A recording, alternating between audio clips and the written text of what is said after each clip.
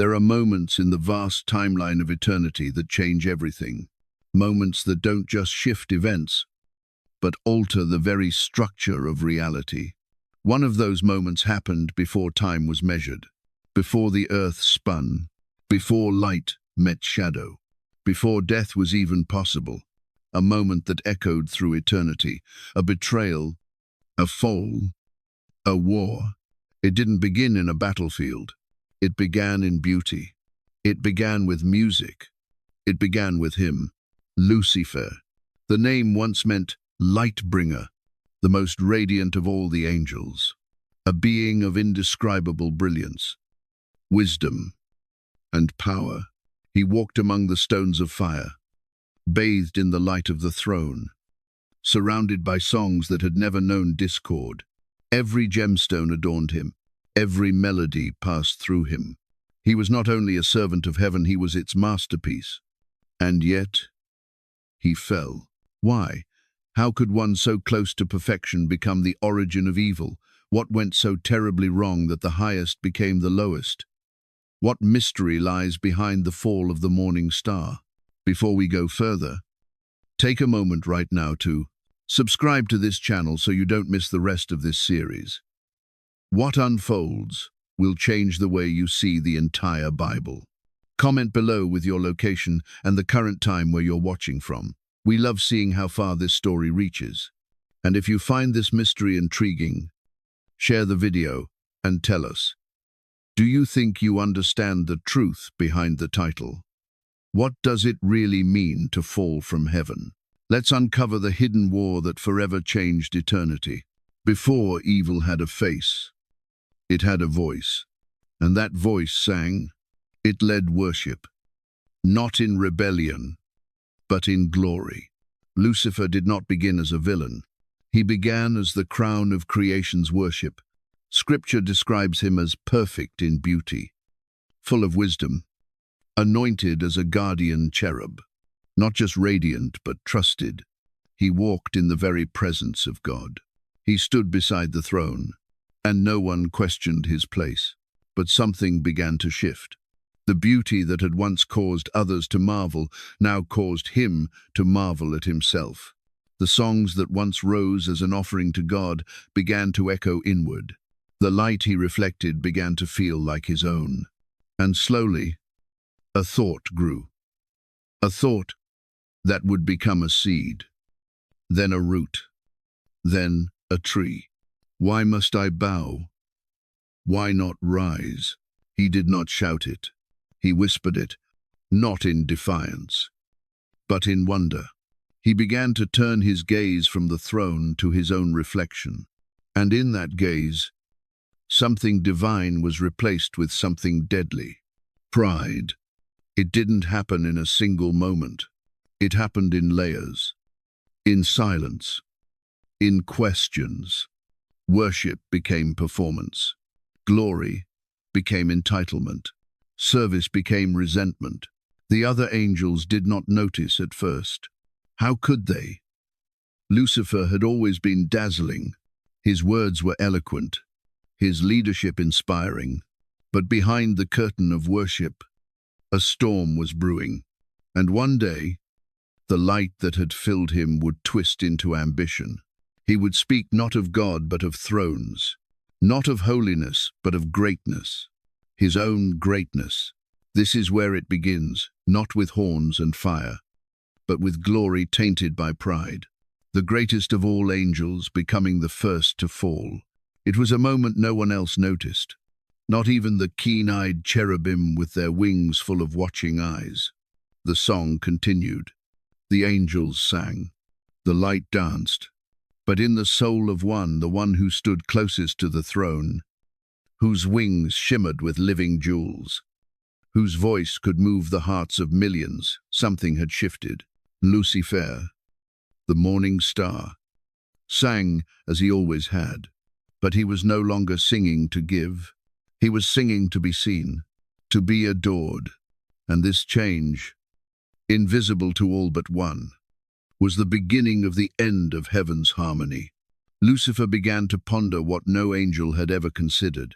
Not the mysteries of God's will, nor the shape of creation, but himself. He turned his gaze inward, reflecting not on what he had been given, but on what he thought he lacked. It began with admiration, a true recognition of his beauty, his intellect, his power. God had made him glorious, and he acknowledged that. But admiration turned to comparison to Michael, the sword-bearer, to Gabriel, the herald, to the cherubim, ancient and mysterious. Were they more than he? Why had he not been chosen to wield the sword or carry the messages of fire? Why must he lead the song? When he could command the throne, he asked no one these questions, not yet. They bloomed in silence, coiling through his thoughts like vines reaching toward the light. And as they grew, so too did a sense of separation. Not yet rebellion, but alienation. He began to watch others differently. He studied their duties, their positions. He noted who bowed and who was bowed to. He observed the angels who responded to his voice with wonder, the way their eyes lit with joy when he lifted his wings. And he wondered, for the first time, whether he deserved more than their admiration. Perhaps he deserved their allegiance. That seed of pride did not strike him as evil. It felt reasonable, natural. Had he not been crafted with excellence? Had not the very hand of God adorned him with radiant light? Why should glory flow only toward the throne? Was it not possible that he, too, was worthy of such reverence? The questions whispered through his mind, gentle but relentless. He began to return to the polished floors of the throne room, not to reflect the glory of God, but to see his own reflection. And in that mirrored image, he found both affirmation and fuel. Still, he sang. He stood in his place and raised his voice. But worship had become performance. No longer did he offer praise as a vessel emptied of self. He began to shape the melody to draw eyes, to make the harmonies wrap around his name as much as God's. The shift was imperceptible to most. To the younger angels, he still appeared the same, radiant, devout, magnificent. But to the discerning, something felt off. Michael noticed the hesitation in Lucifer's gaze. Gabriel sensed a chill that had not been there before. Raphael, who moved with the empathy of heaven, felt a pain in the fabric of communion that he could not name. One day, in the midst of a song that reached across the galaxies, Lucifer faltered. His voice, always flawless, caught for the briefest moment. A missed note, a pause, so small it was swallowed in the chorus. But he knew because it had never happened before. For the first time, his mind had wandered mid-praise, not toward God, but toward himself. He had imagined a crown, imagined a throne not God's, perhaps, but one beside it, equal to it. And in that imagining, something pure had been corrupted.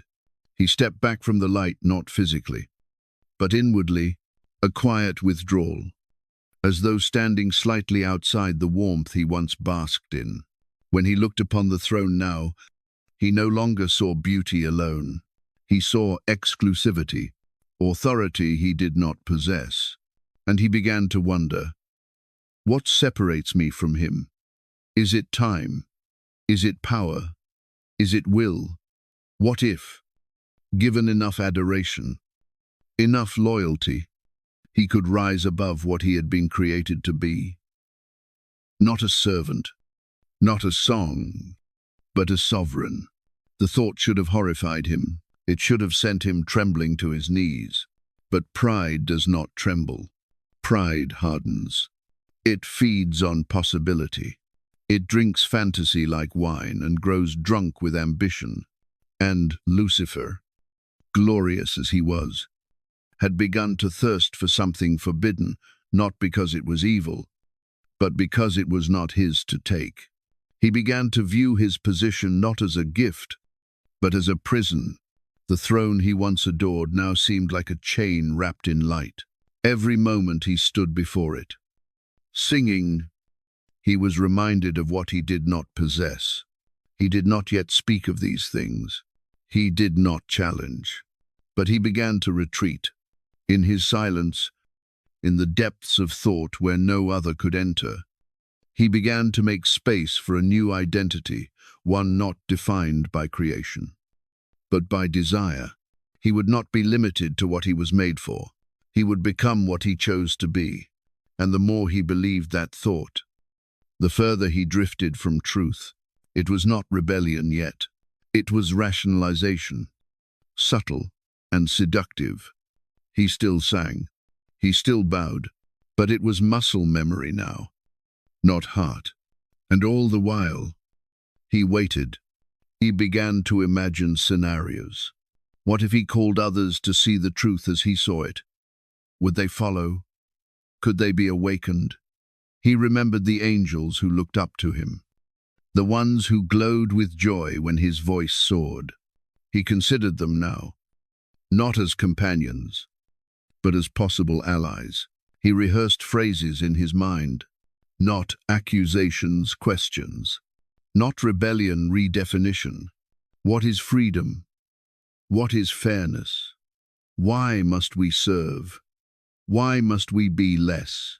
These were not yet spoken aloud, but the questions burned like coal inside him, stoking the fire of dissatisfaction. Lucifer walked the golden courts of heaven with the same grace, the same smile, but it no longer reached his eyes. He looked at the light around him and found it no longer warm. He looked at the throne and found it too high. He looked at himself and saw, not a servant of God, but a God in waiting. The spark of pride had become a flame, and though no smoke yet rose, the fire had begun. Heaven had never known secrecy. From the beginning, everything in that sacred realm had been bathed in unfiltered light. There were no secrets, no lies, no motives hidden behind words. The glory of God filled every particle of being, and in his light, all was visible. But now, for the first time, that perfect transparency began to blur, not with shadows, not yet, but with subtle misalignments. Lucifer, the light-bearer, still walked with the elegance he was known for, his wings glittering with gemstone radiance. He still stood before the throne, still led the chorus of worship, still raised his voice with trembling beauty. To most, he was unchanged. But to those who looked more closely, the cracks were forming. Lucifer had become skilled at concealment, not of actions, but of intent. He had learned to split himself into two. The outward self performed its duties with flawless discipline, while the inner self watched, calculated, waited. He began to move differently. Where once he lingered in the center of worship, now he drifted more frequently toward the margins. He would pause to speak with other angels after the chorus faded, pulling them aside for quiet conversations. His words were never harsh, never alarming. He asked questions, thoughtful questions, innocent questions, but questions that stirred things in the hearts of his listeners. Have you ever wondered, he would ask, why some are given swords while others are given songs? Why some command and others only obey? He would speak softly, as if sharing a burden.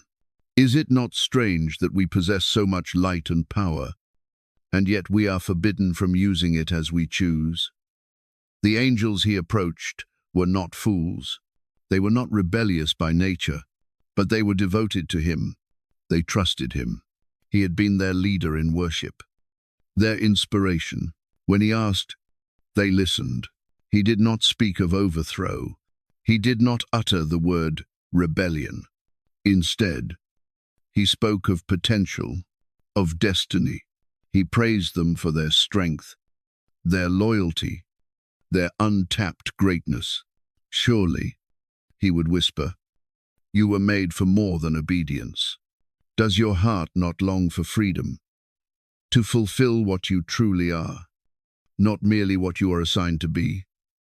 And some, just a few at first, nodded, not because they hated the throne, but because the words touched something hidden deep within them, something that had never been awakened before. Michael noticed. He had always watched his brother with care, not out of suspicion, but out of bond. They had fought side by side, served side by side, worshipped with the same voice. But now Michael's spirit felt unrest. There was a chill in the air when Lucifer passed, a hesitation in the voices of angels who had once sung with unclouded joy. One day, after worship had ended, Michael approached Lucifer quietly. "Walk with me," he said. Lucifer turned to him, the same elegant smile on his lips, though something flickered behind his eyes, annoyance, perhaps, or curiosity too sharp to be benign. "Of course, brother," he replied. They walked beneath towering arches of crystalline light, past gardens where colors flowed like living rivers. For a long while, neither spoke. The silence between them was once comfortable, but now it hung heavy. Finally, Michael asked, "Is everything well with you, Lucifer?" "Perfectly," came the immediate reply. "Why would it not be?" "I do not know," Michael admitted, "but I sense a change. Not in the air, but in you. A distance, as though your heart has shifted." Lucifer stopped and turned to face him. His face was calm, his voice gentle. "My heart," he said, "is exactly where it has always been." It was not a lie, not technically. His heart was still in heaven, but no longer in harmony with it. Michael searched his face, but Lucifer gave nothing more. Only a smile. "If anything troubles you, speak it," Michael said. "We are brothers. There is nothing that cannot be shared in the light." Lucifer's expression softened. "Of course," he said again. "You are kind, Michael. You always have been." But even as he spoke the words, he was already planning the next conversation, the next whisper. He began to choose more carefully, more strategically. He sought out angels who were gifted but overlooked, those whose contributions went unnoticed, those who longed to rise but never had. He found Beelzebub among the cherubim, a mighty being, diligent and strong. "You served well today," Lucifer said after one gathering. Beelzebub bowed. "I serve the Most High. That is all I desire." "Is it?" Lucifer asked softly. "And yet I see in you greatness, unmatched strength, vision, wisdom. Are those gifts only meant for guarding a throne that needs no guarding?" Beelzebub hesitated, caught off guard. "I serve where I am placed." "Yes," Lucifer agreed. "But what if you were free to place yourself? What if you could rise by choice, not by command?" The words lingered, and Beelzebub felt them burrow into his thoughts. Not rejection, just a question. But questions have power, especially in a realm that had never known them before. Lucifer moved on, always subtle, always patient. He would not force anyone. He did not need to. Pride is infectious. It spreads not by shouts, but by suggestions. And soon, the whispers multiplied. More and more angels began to wonder. They did not yet rebel. They still sang, still bowed, but their minds were no longer wholly fixed on God. They had begun to think of themselves, to consider their potential, their future, their glory. Lucifer, meanwhile, watched the seeds grow. He spoke in private places, in quiet tones, He wrapped his ambitions in words like fairness, equality, and destiny. He framed rebellion as enlightenment, pride as honor, treason as liberation, and heaven, once full of unbroken harmony, now held undertones of dissonance. The music still rose, but with a strange tension beneath the notes. Some angels sang louder, trying to drown out the doubts in their minds. Others sang softer, uncertain, caught between love and longing. The fracture was invisible, but it was there, and it was spreading. Gabriel sensed it too. He came to Michael, concern etched across his face. "There is a sickness growing," he said, "not of the body, but of the will." Michael nodded. "I feel it. It is in the glances, in the silences between songs. Lucifer is stirring something we do not yet understand." Gabriel looked troubled. "Then we must act." But Michael shook his head. "Not yet. The Most High sees all. He waits for what? I do not know. Perhaps even now. He offers Lucifer a way back." But even as he spoke, Michael feared it was too late. The light still filled heaven, but beneath its glow, something ancient and terrible had taken root. It did not roar. It whispered, and the whisper was growing. Part 4. The Secret Army. Lucifer did not rush. Pride is never in a hurry. It prefers to rise slowly, steadily, until it feels inevitable. And so, with careful deliberation, he began the quiet work of assembling his army, not with banners, not with swords, but with ideas. He knew that if he revealed his full intention too soon, he would be cast down before his voice could reach the hearts he was targeting. Instead, he walked the golden halls and crystal streets of heaven, planting thoughts like seeds in fertile soil. The angels he chose were not weak, not rebellious by nature.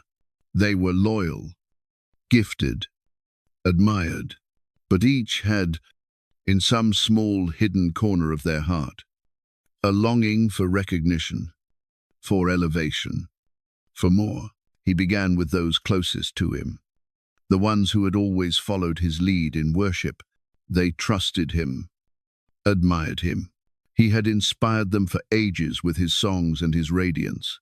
To them, he spoke not of division, but of vision. "We have served with excellence," he would say. "But what if we were made not only to serve, but to rule?" His words never sounded angry. He wrapped them in beauty, in poetry, in the language of destiny. "The throne is eternal," he would whisper, "but perhaps there is room beside it.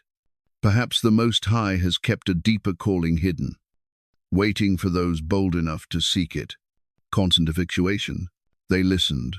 Not all agreed, but many found themselves thinking thoughts they had never dared to entertain. Was heaven truly perfect? If it was, why did some feel unfulfilled? Why did their greatness feel stifled? Was obedience still worship when it demanded silence from their own dreams? These were not answers Lucifer provided. He offered only questions, and in a realm that had always moved with divine certainty. Questions became powerful tools. Beelzebub was the first to fall in fully. He had been mighty among the cherubim, a leader in his own right. Lucifer had approached him again in a quiet place, after worship had ended and the others had dispersed. "You shine with strength," Lucifer had told him, his voice as smooth as silver. "But how long will your strength be used only to guard?" Beelzebub answered, hesitant but curious, "I have always served it." "And you have done so with honor," Lucifer replied. "But consider this. What if we were meant for more than servanthood? What if the throne is not a chain, but a gate? What if beyond it lies the next chapter of our destiny?" Beelzebub hesitated, The thought was dangerous, perhaps even blasphemous. But it was also exciting. He felt the stirrings of something that had long been buried ambition. Not wickedness, not yet. Just the desire to be seen for all he truly was. And Lucifer saw it in his eyes. "We are sons of glory," he said, placing a hand on Beelzebub's shoulder.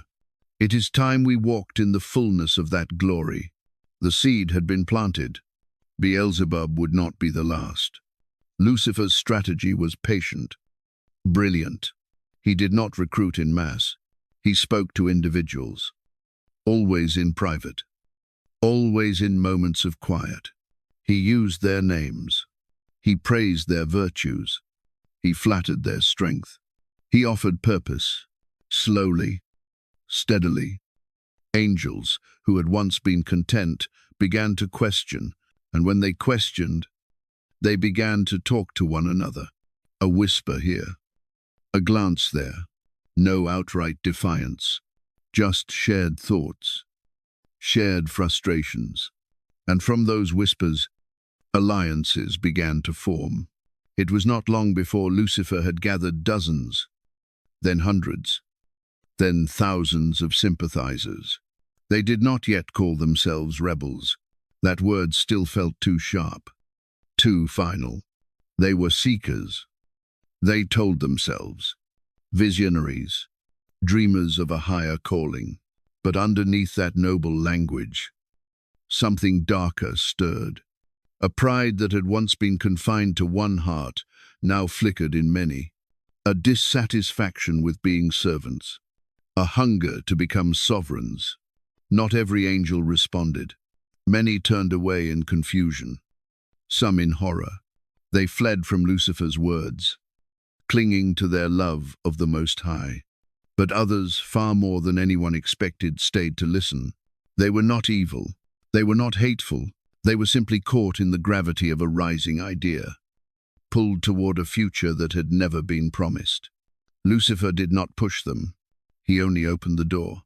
And when they walked through, he welcomed them like a brother. Michael watched with deepening grief. From his place near the throne, he saw the shifting tides, the changed expressions, the growing divisions. The harmony of heaven was fraying. The worship still rose, but it was fractured. Some sang out of love, others out of duty, and some sang while their hearts wandered elsewhere. Michael spoke again to Gabriel. He is gathering them, not openly, but with whispers. I have heard the rumors. I've seen the movement. Gabriel's face was grim. Then, we must go to the throne. We must warn the Most High. But Michael shook his head slowly. He already knows. He has always known. If he has not acted, it is because he is still giving them time. End quote. The most of lesting God, time. The word echoed like a warning bell. Time was a mercy, but mercy could be rejected, and Lucifer was running out of it. Though his following grew, so did his boldness. He no longer waited only in silence. He began to speak more openly in secluded corners of heaven, delivering speeches not of rebellion, but of revelation. We are not slaves, he declared. We are children of light. We are power, bound only by tradition. What has been is not what must be. The future is not fixed. It waits for those with the courage to claim it. Its stake. His followers cheered in secret. Drawn deeper into his charisma, he gave them a sense of purpose that thrilled their souls. They were not just angels. They were a movement, a revelation, a rising dawn. But in truth, they were an army, and though they did not yet march, they had begun to align. The line between loyalty and ambition blurred. Heaven remained beautiful, but the beauty had begun to tremble. And in the heart of it all, Lucifer stood, brilliant as ever. His wings spread like fire across the horizon, but his eyes, once full of wonder, now gleamed with something harder. He no longer asked if he could rise. He began to believe it was his right. The question was no longer, what if? It had become when. And when that moment came, he would not stand alone. Heaven had never known war, but the battlefield was forming. There comes a moment in every unfolding tragedy when the silence ends, when hesitation gives way to choice, and choice draws a line from which there is no return. In heaven, that moment arrived without trumpet or thunder. It came with a stillness, subtle and chilling. The endless worship that had filled the realm with radiance began to falter not all at once, but like a wave retreating from the shore. Some voices grew quiet, some eyes turned away from the throne, and far from the center, where the crystal sea stretched toward the horizon, angels began to gather, not for worship, but for a cause. Lucifer stood before them, wings unfurled, shining as he always had. To the untrained eye, he appeared as he once was, radiant, majestic, the morning star. But his glow was no longer a reflection of divine glory. It had become a fire of self. He had crafted his message carefully, refined it over countless private conversations. Now he proclaimed it openly. "Brothers," he said, his voice ringing out across the vast plain, "sisters of light, we have served faithfully for ages beyond number. But we were not created to serve alone. We were made powerful, beautiful, glorious, and yet we are asked to bow forever, without question." Well, a murmur rose among the angels assembled. Some nodded, others looked uneasy, glancing toward the distant throne. But Lucifer pressed on, his voice passionate, persuasive. "We have been told that obedience is love. But is love truly love if it demands surrender? We carry the same light within us, the same fire. What truly separates us from the one on the throne? Except that he claims the right to rule alone?" The words hung in the air like lightning before a storm.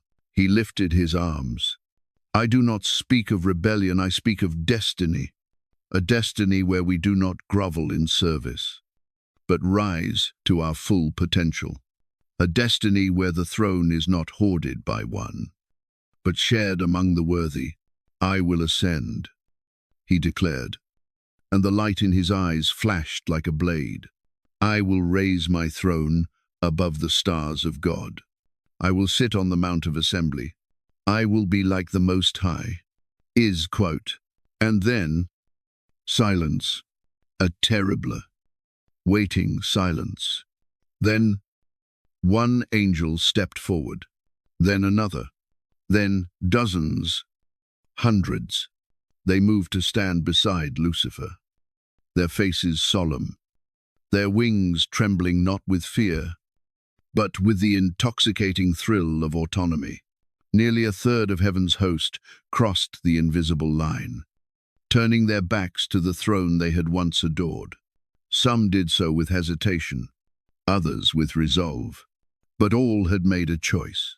Across the sea of glass, Michael stood. His sword was not yet raised, but it was drawn. The great archangel looked upon the mass of angels who had once stood with him in song and battle, and his heart broke. Gabriel stood beside him, pale but steady. Raphael was there too, tears streaming silently down his face.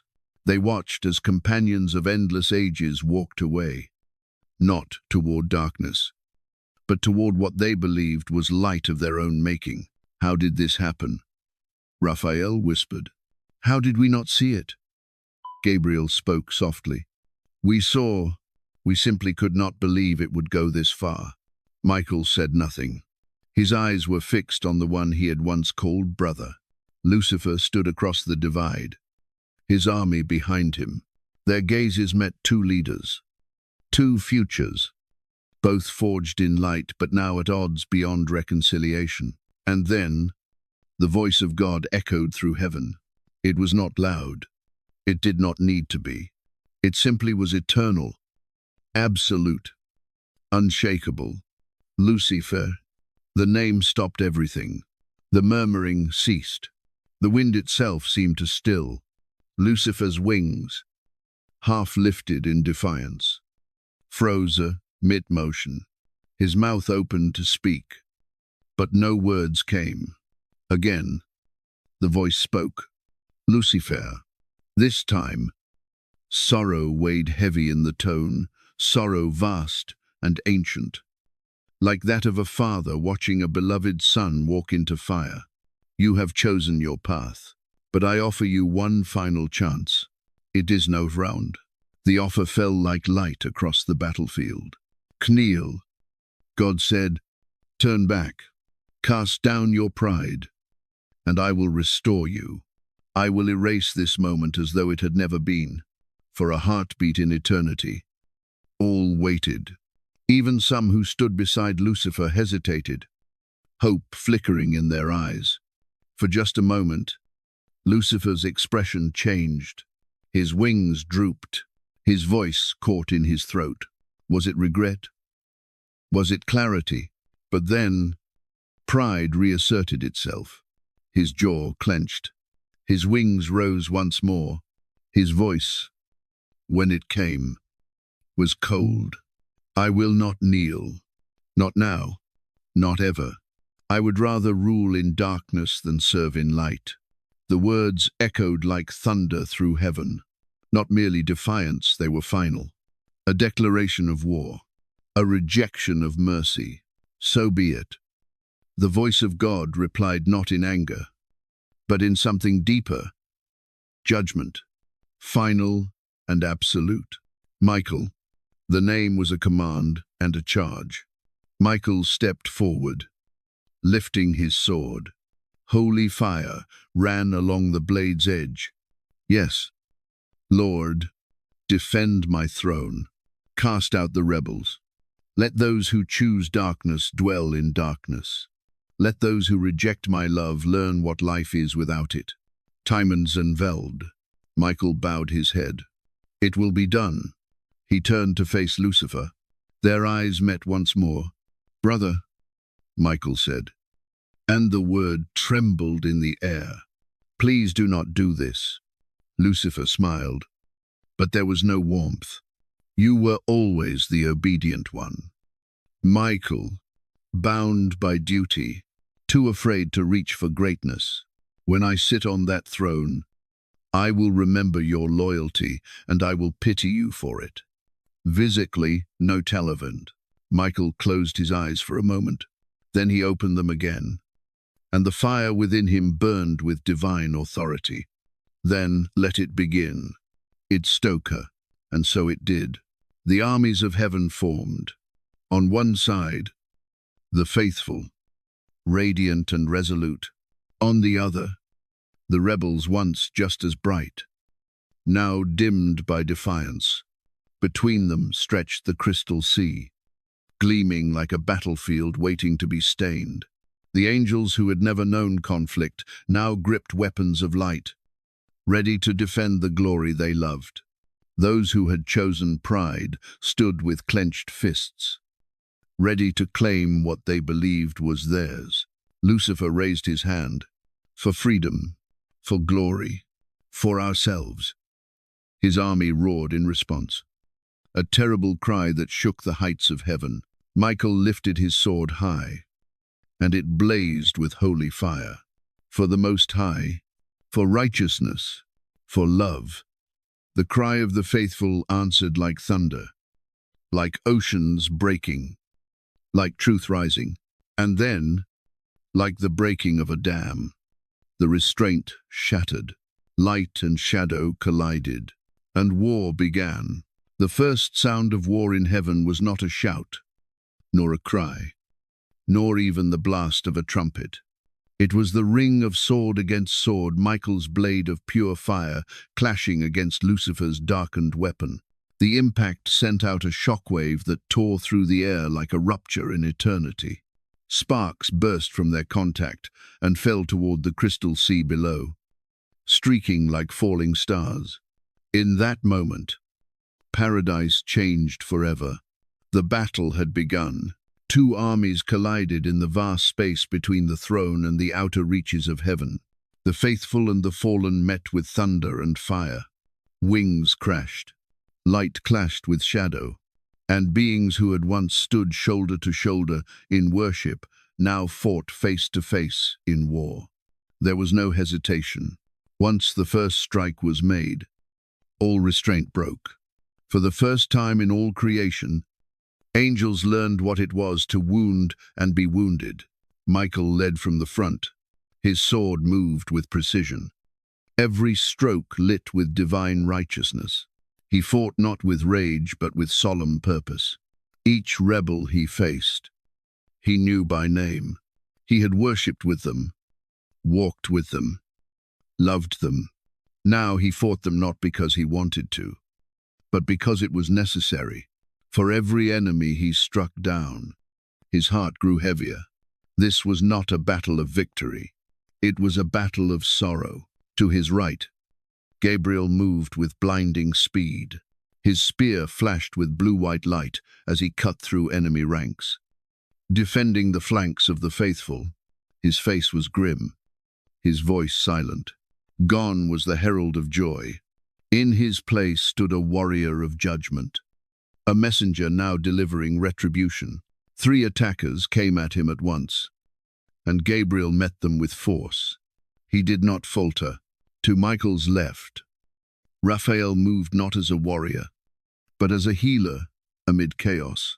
His staff glowed with golden light, forming shields of protection around the faithful. He wept openly as he walked the battlefield, bending over the fallen, touching wounds, restoring life where he could. His tears fell freely, landing on scorched ground. Why must it come to this? He whispered again and again, but he knew the answer. Pride had made war inevitable. Above the battle, Lucifer soared like a storm. His wings still blazed with light, but it was light warped by self. His sword carved dark trails through the air, and wherever he passed, confusion followed. He commanded his army with chilling clarity, calling orders, encouraging his soldiers to press harder. "Do not yield," he roared. "The throne is within our reach." His voice was thunderous, and many rallied to it. Not all who followed him believed in his cause. Some feared turning back. Others were simply caught in the momentum of their choice. But all were now committed. They had crossed the line, and there was no return. The crystal sea beneath the battle began to crack under the weight of the conflict. Fissures spread like spiderwebs across its surface, and from these cracks rose thick clouds of silver mist. The mist curled around the combatants, obscuring friend from foe. In the haze, an angel named Azrael, once a singer beside Lucifer, faced Uriel, a faithful archangel. "Azrael," Uriel called, his voice strained. "Please, it's not too late. Lay down your weapon. Repent. Come home." Resed, Azrael's face twisted in pain. "What home is left?" he snapped. "We were told we were made in his image, powerful, glorious, but we were kept beneath him, denied our place." "You were not denied," Uriel answered. "You were loved. We are his children." "Then why must children kneel?" Azrael cried, and lunged. Their swords met with a clash, and the two who had once sung in harmony now struck in fury, their blades singing a song of broken fellowship. Everywhere, the same tragedy played out. Friends faced friends. Brothers clashed with sisters. The faithful held formation, their strategy rooted in unity. They fought not for glory, but for love, for the light. The rebels fought with passion, but without cohesion. Some were fierce, others wild with fear. As the battle stretched on, the difference between the two armies began to show. The faithful fought with purpose. The rebels fought with pride, and pride, for all its fury, cannot endure forever. One by one, angels began to fall, not into death, for they were immortal, but into defeat. The first among the fallen was Samjaza, a powerful general in Lucifer's army. He had cut down 2 loyal angels before Gabriel brought him down in a sweeping arc of his spear. As Samjaza fell, his radiance flickered, his wings, once like molten bronze, dulled. His form began to twist, darken. He did not die, but he was no longer what he had been. He had become something else. The sight shook the rebel ranks. They had not known this was the cost. They had thought themselves untouchable, eternal, unbreakable, but now they saw the truth. To fall from the light was not merely to lose a war. It was to lose oneself. Still, it was too late.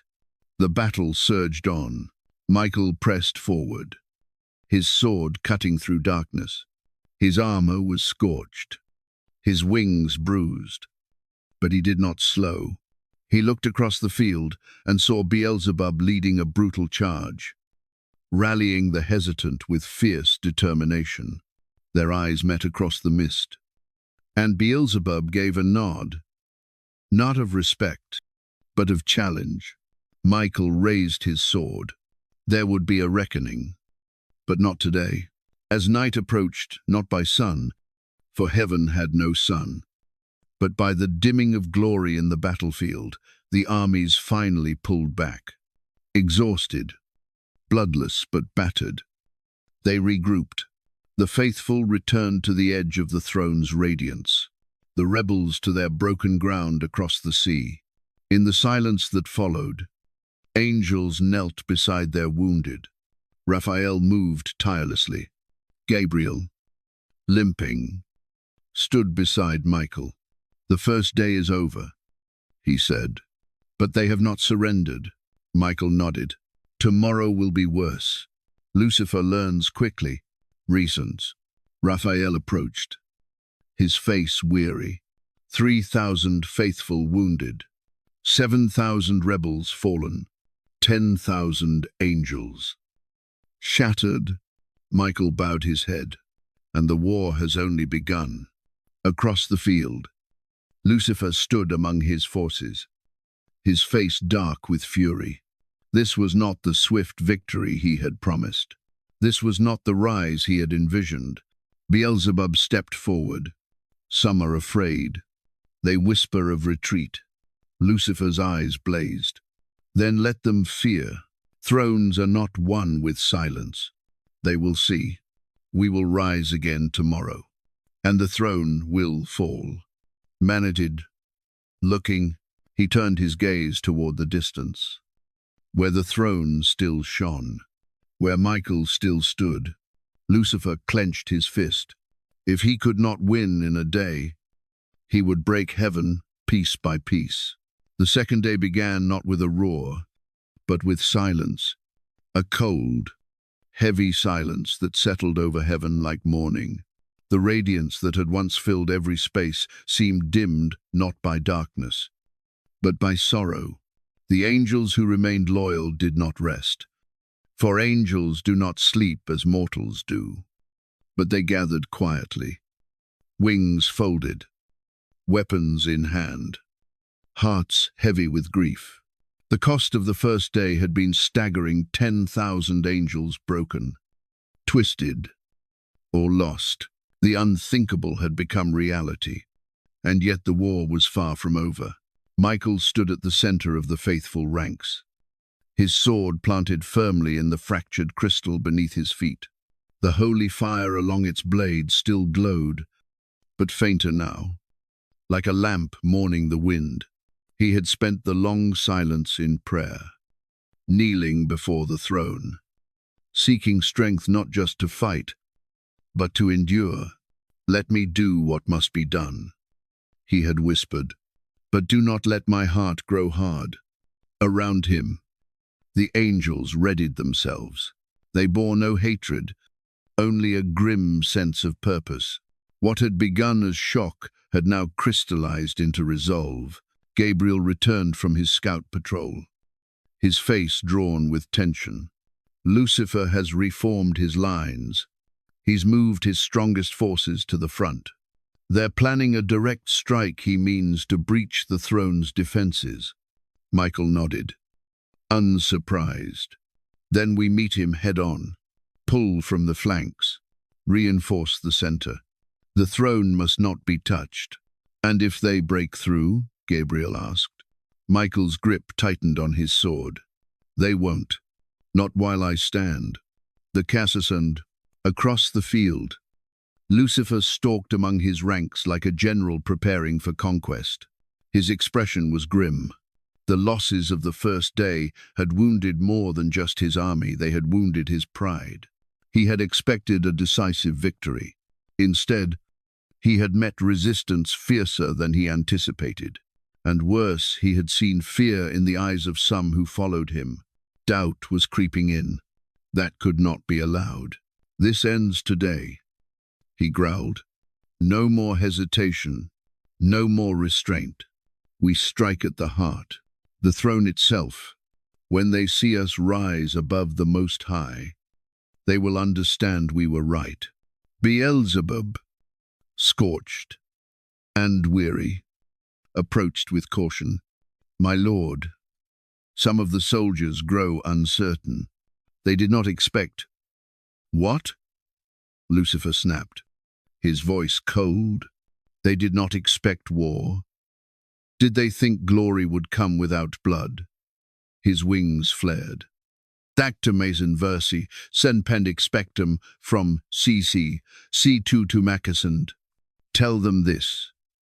We go forward. There is no retreat, only victory or oblivion. He turned from Beelzebub and shouted to the masses. We are the fire that will burn the old order to ash. We are the storm that will shake the throne. The two armies surged forward. This time, there was no moment of tension, no hesitation. The faithful had steeled themselves. The rebels had hardened in their defiance. They met with a fury that split the firmament. Blades clashed. Wings collided. Voices cried out in battle and in pain. The chaos was even greater than the day before, but now there was strategy. Both sides had learned from the first encounter. Formations shifted with precision. Commands echoed through the ranks like thunder.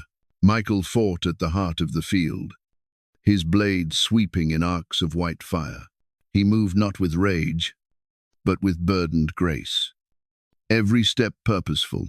He did not celebrate his victories. He did not relish the fight. He simply advanced, defending what was holy. In one moment, he faced Azil, a former craftsman of the heavenly courts, now twisted by pride. Azil sneered. Still you bow? Still you serve a tyrant? Michael shook his head. I serve the one who gave me purpose.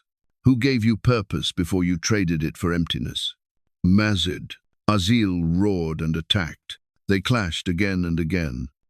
Weapons sparking. Strength straining. Finally, Michael struck true. Azil fell to his knees, the light already dimming from his once beautiful form. It's not too late, Michael said softly. Turn back. Be restored. For a moment, Azil's eyes flickered not with rage, but with sorrow. Then pride crushed the flicker. I would rather fall forever than bow for one moment. Michael closed his eyes. Then fall. You shall. He brought the sword down, and Azil's scream echoed across the battlefield. Elsewhere, Gabriel pierced through rebel lines like lightning, his spear spinning with speed and precision. Unlike Michael, his heart burned not with sorrow, but with fury righteous. Holy anger at the madness that had brought them here. He fought like a storm, driving back wave after wave. His wings a blur, but even he could see the cost mounting. "We're not winning fast enough," he muttered, striking down 2 more rebels. This could drag on for eternity. Made it. In fact it did. In another quarter, Raphael moved among the injured, his staff glowing as he healed. But even his power was taxed. Too many wounded. Too much pain. He knelt beside a young angel whose wings had been shredded. "Why?" she whispered. "Why are we doing this?" Raphael looked into her tear-filled eyes.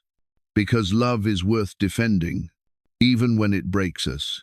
Meest, by midday, the tide began to turn. The rebels, despite their boldness, were weakening. The promises Lucifer had whispered, the glory, the quick victory, the rise to power had not come. Their lines began to fray. Some dropped their weapons. Others tried to flee, only to find there was nowhere left to run. Heaven had no shadows deep enough to hide treason. Lucifer saw the shift. Rage flared within him. He had been so certain. And now the faithful were gaining ground. He rose into the air, hovering above the chaos, his wings beating with fury. His voice boomed across the heavens. "Michael, face me yourself, if you dare." The battle slowed. Both sides turned their gaze upward. Michael heard the challenge and stepped forward. Slowly, he ascended. Wings spread, sword raised. The 2 once brothers faced each other in the skies, high above the war. "It didn't have to be this way," Michael said. "You chose this." "I chose truth." Lucifer snarled. "I chose greatness. You chose pride." Michael answered. "And pride is a path that ends in ruin." "Biko," Lucifer roared and attacked, his blade a black arc of shadow. Michael met him mid-air, and the clash sent a tremor through heaven. Sparks fell like shooting stars. Their duel became the storm around which the entire war revolved. For hours they fought light against dark, brother against brother. Each strike carried the weight of ages. Each clash echoed like thunder. Lucifer struck hard, fast, desperate. But Michael was unwavering. He did not seek to destroy. He sought to hold the line, to buy time. And slowly, inevitably, Lucifer began to fade. The fire that had once been brilliance now burned too fast, too wild. He overreached. Michael waited, and when the moment came, he struck not with vengeance, but with clarity. Lucifer fell from the sky. Wounded, the angels gasped. The rebels cried out, but Michael did not follow. He descended in silence. The 2nd day had ended. The 3rd day dawned with eerie stillness. The battlefield had fallen silent, not with peace, but with anticipation.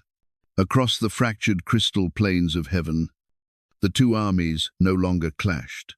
They had withdrawn into 2 vast formations, facing each other across a gulf that was no longer just physical, but spiritual. Between them lay the remnants of battle, fallen weapons, scorched fragments of once glorious wings, and a silence so heavy it seemed to press down on every soul present. This was not the end of the war, but it was the moment everything had been building toward. No more speeches, no more whispers.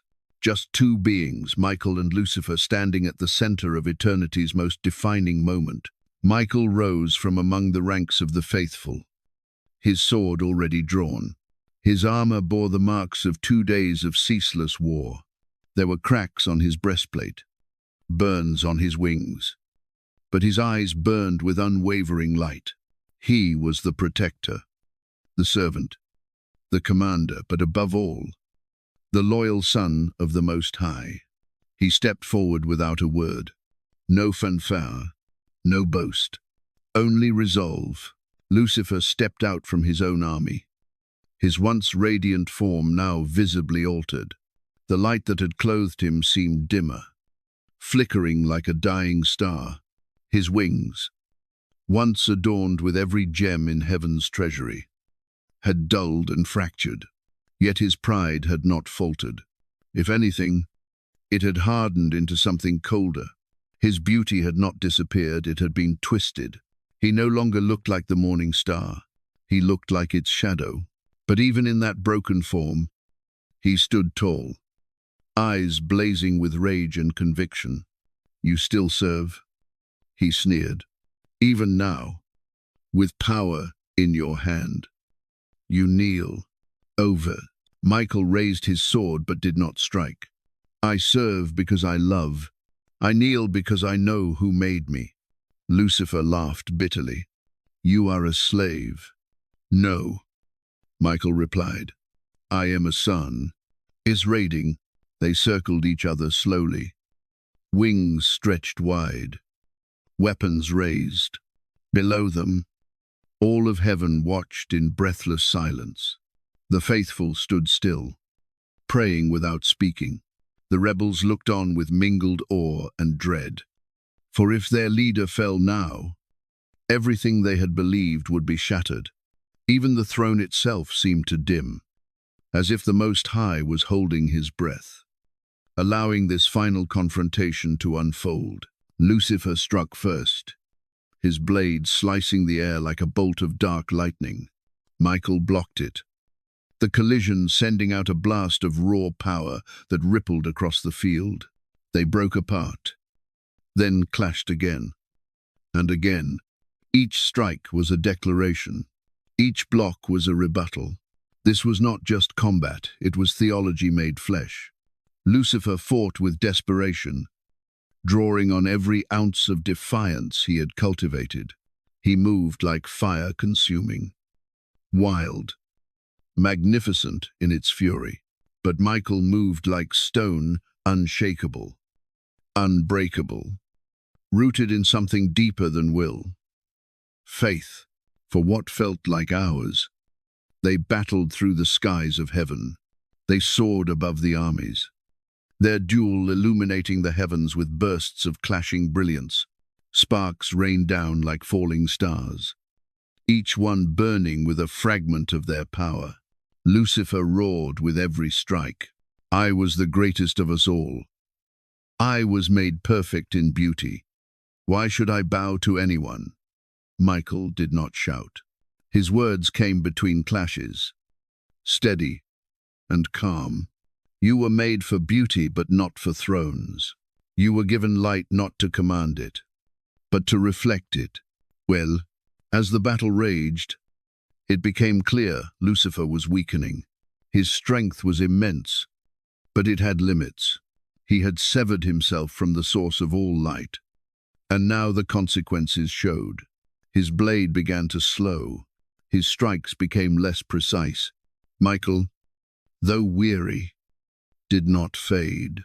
He drew not from pride, but from purpose, and purpose, when aligned with the divine, does not falter.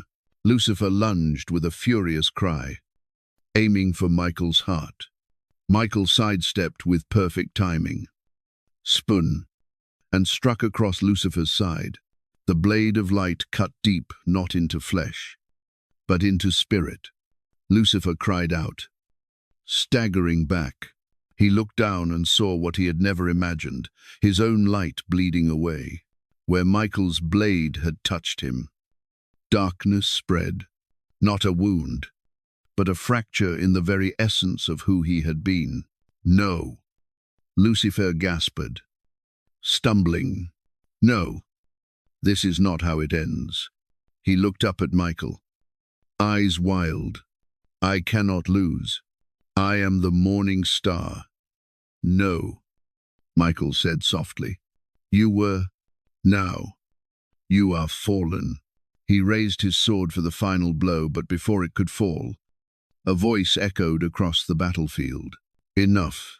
She stood. The voice of God did not thunder. It did not shake the skies.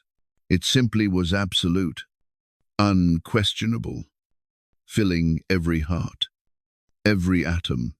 Michael stopped mid-swing, his blade trembling in the air. He stepped back, lowering his weapon. Head bowed. "Step aside." "Michael," said the voice, "his punishment is not yours to deliver." Zained, Lucifer, still on his knees, looked up toward the throne. For the first time since the rebellion began, his expression showed something unfamiliar. Fear. The light from the throne intensified, brighter than 1,000 suns. And from within, it came words not shouted, but spoken with sorrow deep enough to break the stars. "Lucifer, son of the morning, how you have fallen. My..." Each word struck like a thunderclap. "You said in your heart, 'I will ascend to heaven. I will raise my throne above the stars of God. I will sit upon the mount of assembly. I will ascend above the heights of the clouds. I will make myself like the Most High.'" Basi Tumaz, Lucifer's body trembled as the truth of his rebellion was laid bare not just before the angels, but before all creation. His light faded further with every word. "But you shall be brought down to the lowest depths. You are cast out, you and all who followed you." Mighty, a great wind rose. But it was not wind, it was judgment. It lifted Lucifer and his followers from the field, millions of them, screaming, grasping, falling upward before being hurled down like stars torn from the sky. Michael watched, tears in his eyes. He did not rejoice. There was no triumph, only loss. The war in heaven was over, but the war for creation had just begun. There are no words in any human language that can fully describe what it means to fall from heaven. It is not simply being cast out, not merely descending from one realm to another. It is something deeper, something more dreadful. It is the loss of everything, of light, of identity, of purpose, of belonging. When Lucifer and his followers were expelled from heaven, they were not just removed from a place, they were torn from the presence of the Almighty, severed from the very source of their being. And in that moment, the glory that had once clothed them began to unravel. They fell through realms that defied structure and time, descending not through space as humans understand it, but through layers of reality, through glory, through order, through purpose, and finally into chaos. Lucifer led the way, his wings torn and trembling, his body twisted in agony, his light dimming with every heartbeat of descent. He tried to shout, to rally his followers even in free fall, but his voice, once the melody of heaven, was now broken. His scream was not song, it was ruin. Behind him, the fallen came like stars ripped from the night sky. They tumbled through the void, trailing fire and sorrow. Wings that once shimmered with divine radiance were blackened and charred. Faces that had glowed with love were now contorted with hatred, fear, or worse, emptiness. The loyal had wept for them. The throne had offered mercy, but mercy rejected turns to judgment. And judgment, when passed by the voice of God, is a force no being can resist. Lucifer's transformation accelerated as he fell.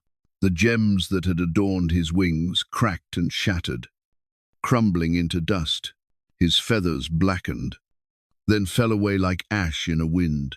His skin, once glowing with eternal brilliance, dulled and grew cold. But the worst change was unseen. His very nature began to warp. The light within him, the light that had once reflected the Creator's glory, flickered and died. In its place, a void opened, a gnawing hollowness that no song could fill, no power could satisfy. He was no longer Lucifer. He was becoming something else, something darker, something opposed to all he had once served.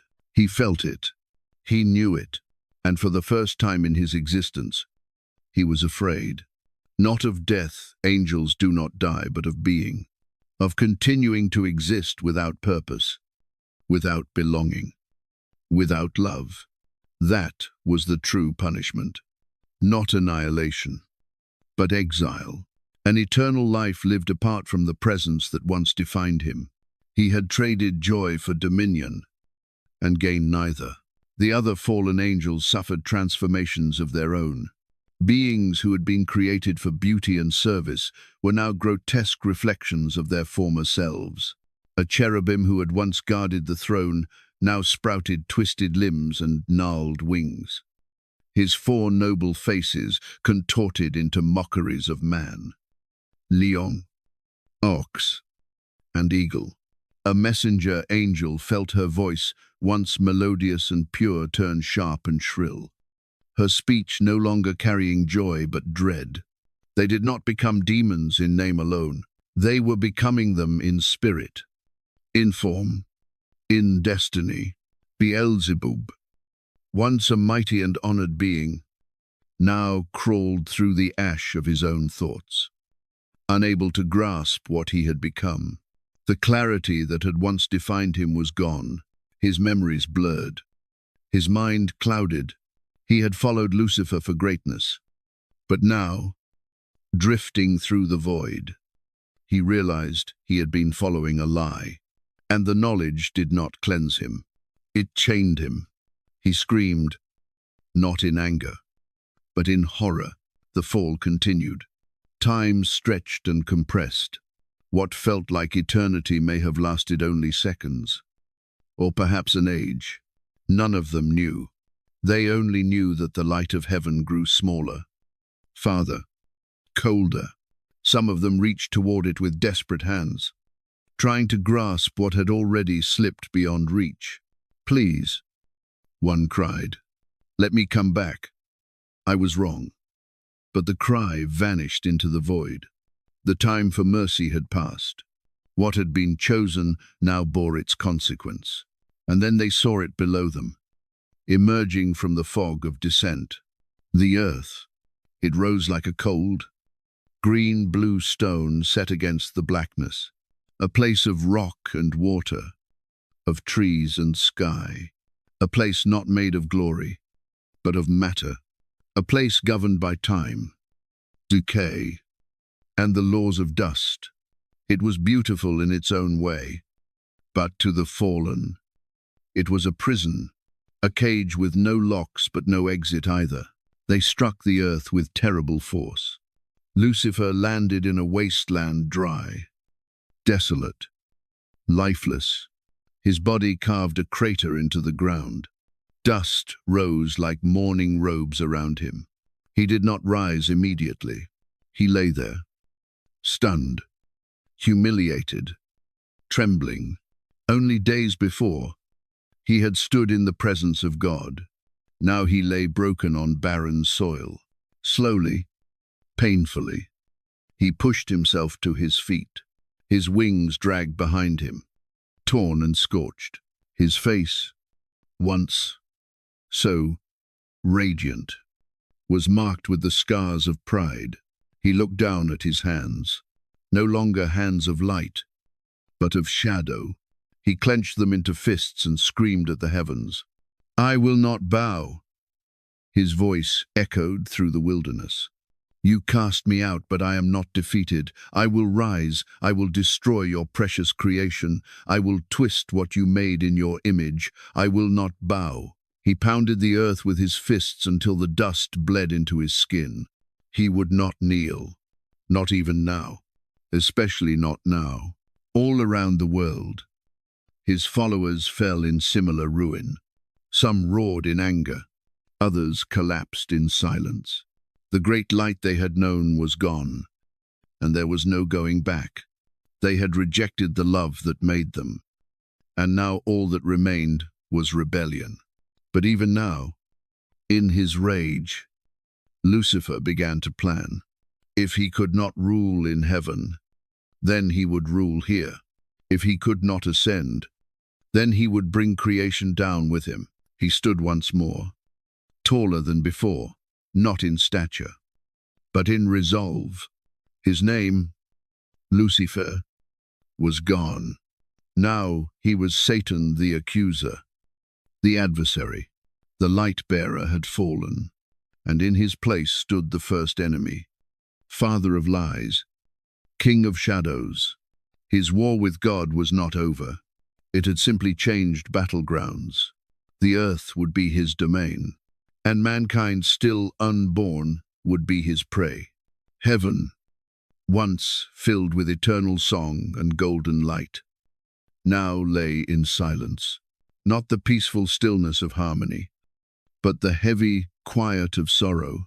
It was not the silence of rest, but of mourning. The war was over, the rebellion crushed, but the cost could not be measured in numbers alone. 1/3 of heaven's host, millions of celestial beings created in light, were now gone, cast out forever.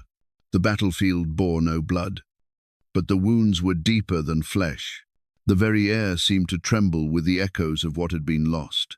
Michael stood at the edge of the crystal sea, his sword still glowing faintly in his hand. The blade that had defended the throne was no longer aflame with fire, but with memory. His armor was scorched, wings torn, his face streaked with ash and sorrow. He had led the host in righteousness. He had fulfilled his duty, but there was no triumph in him. There was only grief. The angels who had fallen were not strangers. They were friends, brothers, sisters. Voices that had once risen beside his in praise now lay silent in the void beyond heaven's gates. Gabriel approached quietly, placing a hand on Michael's shoulder. "They're gone," he said softly. "Truly gone." Michael nodded. "And not just from this place, from who they were." He looked across the field, now empty. "I never thought I would raise a sword against my own kind."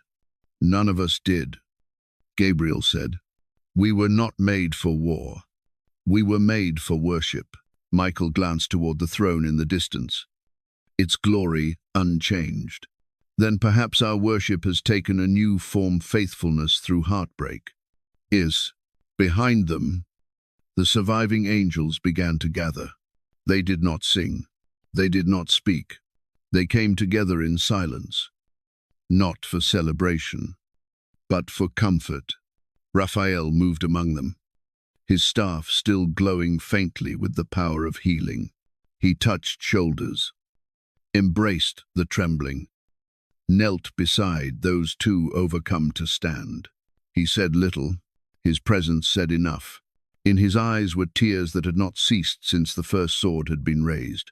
Some angels wept for those they had lost. Others wept for those they had struck down. One knelt with her face in her hands, whispering a name that would never again be spoken in heaven. Another stared at his palms, as if expecting them to be stained with something they could not see. What had been done was righteous, but righteousness does not erase pain. The light had prevailed. But even light casts shadows when it shines through sorrow. Slowly, the angels began to move toward the throne, not in perfect formation as before, but in small groups. Uncertain, wounded, they came not to report or to sing, but to be near the one who had not changed. The throne still blazed with glory pure, unbroken. The light radiating from it had not dimmed through the war. If anything, it was brighter, as if it burned with love so fierce it refused to be diminished even by betrayal. The angels came because they needed that light. They needed to be reminded that even though everything else had changed, God had not. Michael was the first to kneel. He walked to the foot of the throne, drove his sword into the crystal beneath him, and bowed low, head touching the ground. He said nothing. He didn't need to. One by one, the others followed. Gabriel beside him, Raphael to his left, Uriel behind them, then thousands more, until the entire plain before the throne was covered in kneeling. Silent angels. No voices rose. No songs were sung. Only the sound of light itself humming like the breath of eternity. From the throne, light poured out, not harsh, not blinding, but healing. It washed over the angels like a wave of warmth. It did not erase their grief. It did not undo what had been done, but it steadied them. It reminded them that they were loved, that their stand had meant something, that the cost had not been in vain. And then, the voice of God spoke not with thunder, but with gentleness that made the stars tremble. "My faithful ones," he said, "you have stood firm when others fell. You have chosen the light, not because you were forced, but because you desired what is good." The voice wrapped around them like a father's embrace. "I grieve with you.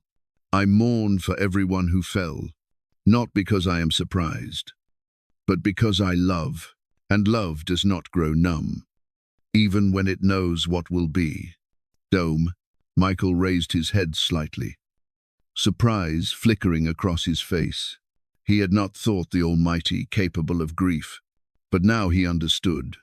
God's omniscience had not shielded him from sorrow. It had deepened it. "I do not regret creating them," God continued, "for love without choice is not love at all. I gave them freedom.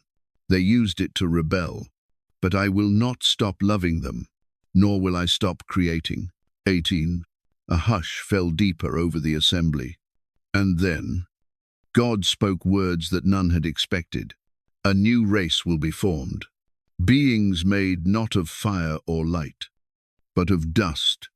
They will carry my image, and they will be given the same freedom. They will be called humans." 80. A ripple passed through the angels. Michael's breath caught. "Humans," he whispered, "made from earth? They will be fragile," said the voice, "but they will be precious. And like you, they will be tempted. The enemy will seek to corrupt them as he once sought to rise. Many will fall, but I will not leave them. I will go to them myself." Mass. The throne flared with brightness. "I will walk among them. I will bear their burdens. I will pay the price for their rebellion. I will offer them redemption. What the fallen angels will never know, these mortals will receive. Grace." Menetobius. Tears streamed down Raphael's face. Gabriel bowed his head. Michael, stunned, could barely breathe. "You will go to them yourself?" he asked. "Yes," said the voice. "And one day, when all is fulfilled, there will be a new heaven and a new earth. And those who chose love freely will dwell with me forever. No more war, no more rebellion, only peace." Baijiu. And the angels could not yet grasp the fullness of the plan. But in that moment, hope broke through the grief. Even in judgment, God had chosen mercy. Even in loss, he had begun the work of restoration. The war in heaven had ended, but the story of redemption was just beginning. After the fall, after the impact, after the screams faded into silence, the fallen angels found themselves in a world they could not comprehend. Earth was not heaven. It was dense, physical, layered with boundaries they had never known. Here, gravity pulled them down. Time moved forward like a river that could not be reversed. Sound was duller, light, dimmer. The stars above them were cold and far away. And the presence they had always known, the presence of the Almighty, was gone. Not hidden, gone. They had chosen exile, and now they lived it. Satan, who had once been Lucifer, rose from the dust of the wasteland. Bruised but burning with pride, his beauty was mutilated now, but he refused to see it. His wings, once brilliant with gemstones and radiant light, hung like torn shadows behind him.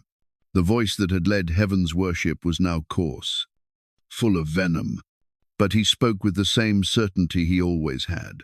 He looked around and saw the broken shapes of those who had followed him, some weeping, some silent, some still clinging to his promise.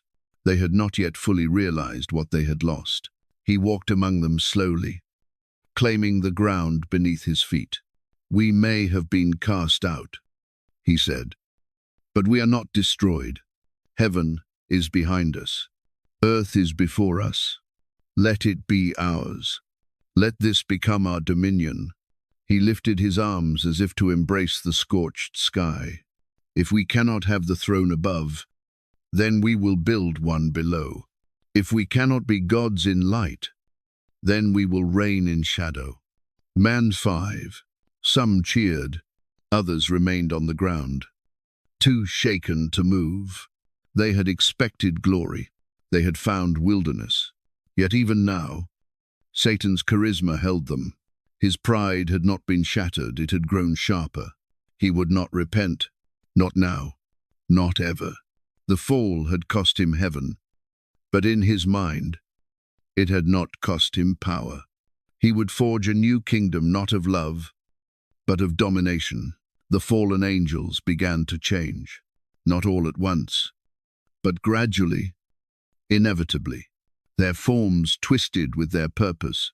What they had once been, messengers, guardians, musicians, now faded like a dream. In its place came monstrous shapes that reflected their inner corruption. They did not become beasts in the way mortals imagine, but their glory turned grotesque. Their voices once harmonized in praise, now they whispered temptation, discord, despair. They became shadows of themselves, no longer angels, but demons. Beelzebub, once a mighty prince among the cherubim, was the first to truly embrace this new identity. He rose from the ash and took command of the other fallen. Where once he had served with dignity, he now ruled through manipulation. He organized the demons into factions, assigning domains of influence, greed, lust, wrath, pride, tools through which they would seek to corrupt the new creation God had spoken of. His face bore the scars of battle, but it was his eyes that revealed the change. They no longer reflected light. They absorbed it. Other angels fell into madness. One who had once composed sacred melodies now wandered alone, muttering songs that had no harmony, only chaos. Another who had once defended the gates of glory now spent his days clawing at the rocks, as though trying to dig a tunnel back to what had been lost. There were no gates to break, no way back. That truth crushed some. It enraged others, but none could change it. Some became empty, so hollowed by grief and guilt that they simply ceased to act. They lingered in ruins, watching the skies, whispering memories of what they had once been. These demons were not fierce, but vacant, lost within themselves, victims of their own choices. Others, however, embraced the fall with terrifying clarity. They rejoiced in what they had become. They found purpose in destruction. They hunted for meaning in tearing others down. If they could not be loved, then they would be feared. In time, they began to explore the corners of the earth. They moved through the shadows, unseen by mortal eyes. They built unseen kingdoms in spiritual realms. Satan crowned himself ruler of this dark dominion. He sat on no throne of gold, but on one carved from bitterness. His crown was forged from the shards of his pride. And though he ruled alone. The unity of heaven had never followed them into the darkness. Pride does not bind. It isolates. He discovered, to his fury, that he could no longer create. In heaven, he had crafted melodies that stirred the soul. He had woven light into beauty. But now, His efforts produced only echoes, twisted reflections of what had been. His creations lacked harmony. His visions lacked life. He could twist, to corrupt, destroy, but never again could he make something truly new. And he knew why. The source of creativity had never been his. It had flowed through him, not from him. Now that connection was severed. This realization did not humble him. It enraged him. If he could not create, then he would desecrate. If he could not build, he would ruin. And when he heard whispers of the new race, God would form humans. Made of dust, but bearing his image, Satan's fury became a mission. If he could not strike God directly, then he would strike his image bearers. He would tempt them, torment them, twist them into his likeness. Every soul lost would be a trophy, every fall a mirror of his own. And so the fallen angels became something else entirely. They were no longer what they had been, but not yet what they would become. They would haunt the earth, influence nations, seduce kings, plague dreams. They would dwell in shadows and whisper in moments of weakness.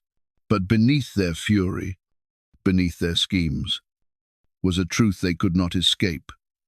They were broken. The war in heaven had ended, but the war for souls had just begun. In the absence of heaven's light, the fallen began to construct a kingdom not of glory, but of shadows. It was not a place that could be seen with mortal eyes, not a realm of stone and soil. It was spiritual, forged in defiance, layered beneath the surface of the world, hidden in the folds of creation. It twisted around the hearts of men and wrapped itself in the unseen corners of thought, ambition, and fear. It was a kingdom without walls, but not without power. Satan, the architect of this realm, stood at its center like a dark sun, drawing all things into his orbit. He built this dominion not with beauty, for beauty had fled from him, but with strategy. He assigned his generals those who had once ruled choirs, guarded holy relics, or danced in the light of God's throne to dark purposes. Beelzebub became lord of corruption and decay. Mammon, who had once sung of abundance, now whispered greed into the ears of rulers and beggars alike. Asmodeus, twisted by lust, turned love into hunger. Each demon took a piece of what had been divine and distorted it. Like shattered glass reflecting a broken sky, Satan crafted his kingdom in layers, each layer a reflection of human weakness. At the lowest levels crawled the petty demons' spirits of rage, envy, doubt feeding on small sins and growing stronger through repetition. Higher up were the principalities, powerful beings who influenced governments, steered empires, whispered into the dreams of kings. They were not content to destroy individual lives. They aimed to shape history, to push nations away from truth and toward chaos. They spoke in laws, in philosophy, in systems that favored power over mercy. But for all their might, their kingdom was hollow. It had no joy, only pleasure, no truth, only manipulation, no unity, only hierarchy driven by fear. Each demon sought dominance over the others. Betrayal was common, jealousy constant. What bound them was not loyalty, but shared hatred for heaven, for God, and most of all, for mankind. In this kingdom, to rise was to crush, to lead was to deceive. It was a kingdom that devoured itself even as it expanded. Satan knew this. He ruled not with love, but with terror. He permitted no dissent, only servitude disguised as ambition. His throne was not golden, but built from every angel who had fallen with him, each one a reminder of his triumph, and also of his failure. For despite all his power, all his reach. He could not recreate heaven. He could only mimic it, not corrupt it, stain it. And that knowledge festered in him like poison. He tried to compose again, tried to create new songs, new beauty, as he once had in the presence of God. But nothing came. Every melody turned bitter. Every harmony collapsed into dissonance. He realized with bitter clarity that his creativity had never been his own. It had been a gift, a reflection. Now, severed from the source, he could only imitate, distort, and destroy. And so, destruction became his art. He turned his eyes toward the earth, this planet fragile, fertile, and full of potential had been entrusted to a new creation. Humans, made from dust, and yet somehow declared the image-bearers of God. To Satan, this was the final insult. The Almighty had cast him down, but had chosen to create something new, something so low in form, yet so beloved in purpose. "If I cannot reach the throne," he whispered, "then I will ruin what he loves. I will mar every face that bears his image." To mar, and so he sent his legions to work, not through brute force, but through influence. They whispered into thoughts. They stirred desires. They planted seeds of jealousy, fear, lust, anger. They learned to wrap evil in beauty, to disguise lies as truth. They tempted mankind not with fangs and fire, but with dreams of power, freedom, greatness. The same temptations that had undone them in heaven now became their weapons on earth. They built strongholds in unseen places, in ideologies, in entertainment, in silence and shame. They fed on confusion. They thrived in compromise. Their greatest victories came not in obvious evil, but in slow erosion, faith crumbling under doubt, love twisting into obsession, justice warped into vengeance. They rejoiced not when men cursed God, but when they forgot him, and all the while, Satan watched. He did not rage as he once had. He smiled a thin, cold smile that held no joy. "Let the world turn," he said. "Let them think they are free. The chains I place are unseen, but they are real."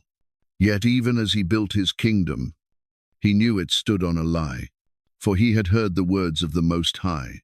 He knew a plan had been spoken in heaven, a plan of redemption, a plan that would not be defeated by pride or fear or rebellion, a plan that would involve a cross. But pride blinded him still. "He cannot win," Satan told himself. "I will make sure of it." His kingdom of shadows stretched further, but deep within, in a place he never visited, the memory of heaven flickered and it burned, while the fallen scattered into darkness and began crafting their kingdom of shadows. Heaven did not remain still. The war was over, but creation was not. In the wake of betrayal, a new design was already in motion, a plan not born in response to rebellion, but one conceived before the foundations of the world, a plan of restoration, of redemption, a plan that would reveal the fullness of divine love, not in wrath, but in sacrifice. In the halls of heaven, angels gathered again, still bruised from battle, still grieving their lost kin, but now drawn forward by something different. Not duty, hope. The throne still blazed with unshaken light. From it came a voice not thunderous, but steady and sure. The kind of voice that doesn't force silence, but earns it. "You have stood faithful," said the Most High, "and your faithfulness is not forgotten. But now, something new begins." 2. Heaven had always been filled with beings made of light, eternal, mighty, glorious. But now, God declared that he would create a new kind of creature, not fashioned from flame or sound or heavenly crystal, but from dust. I will form them with my hands, he said, and breathe into them life. They will be fragile, yet fierce, mortal, yet eternal in purpose, and they will bear my image. The angels stirred, puzzled. Dust, image bearers, they will be given choice, said God. As you were, as Lucifer was, they will be tempted, and many will fall. But unlike the fallen angels, they will not be left in ruin. I myself will go to them. I will take their form. I will live among them.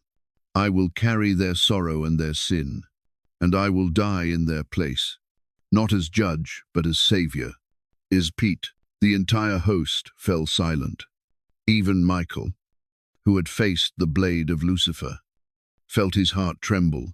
The Most High, eternal, sovereign, uncontainable, would enter creation, would become flesh and blood. Gabriel, the messenger, stepped forward. You would take on their weakness? Yes, God answered. And through weakness, I will reveal strength. Through humility, I will defeat pride. Through death, I will destroy death. I will not redeem the fallen angels. Their choice was absolute. Their hearts corrupted beyond return. But humanity will be given a path back. Riding, Raphael wept. Not from grief this time, but from awe. The plan was impossible by all measures of power, and that was the point. In heaven, glory ruled by radiance, but in the world to come, glory would shine through brokenness. The Almighty would not merely forgive, he would bleed.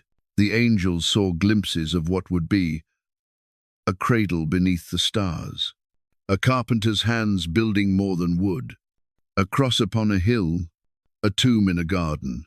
They saw darkness rage again, the enemy striking with all his fury. But they also saw light bursting forth from stone. They saw the enemy undone not by force, but by love. Michael understood the weight of it. He had fought to defend heaven. Now he would be charged with defending the unfolding plan on earth.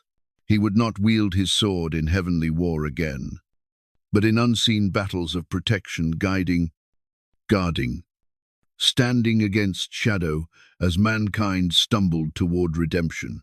He bowed low before the throne. Command me, he said, and I will obey. Gabriel too stepped forward. Send me to speak, and I will carry your words. Raphael raised his staff. Where there is wounding, I will bring healing. The Mentids, and so, heaven realigned itself around a different kind of war. Not one fought with blades and legions, but with whispers of truth, unseen guidance, moments of intervention that would alter lives and generations. The angels would become messengers, protectors, silent witnesses to the greatest story ever told. Meanwhile, Satan watched. From his dark dominion, he listened to the echoes of the plan.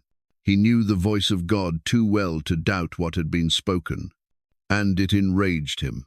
Not only had he been cast out, not only had he failed to claim the throne, but now God would stoop to raise up a race of creatures made of dirt, and love them, die for them. No, he hissed, this will not stand. To Evans, he vowed to strike early, to corrupt quickly, to twist the children of dust before they ever understood who they were. If God planned to write a story of redemption, Satan would drown every page in lies. If God intended to reach into death to save, then Satan would make death feel like the only truth. He would not rest, he would not relent, and he would not forget the humiliation of his fall. But heaven had already seen the end. God had declared it. Though they fall, I will raise them. Though they run, I will find them. Though they die, I will resurrect, and in the end, love will win not by force, but by being chosen.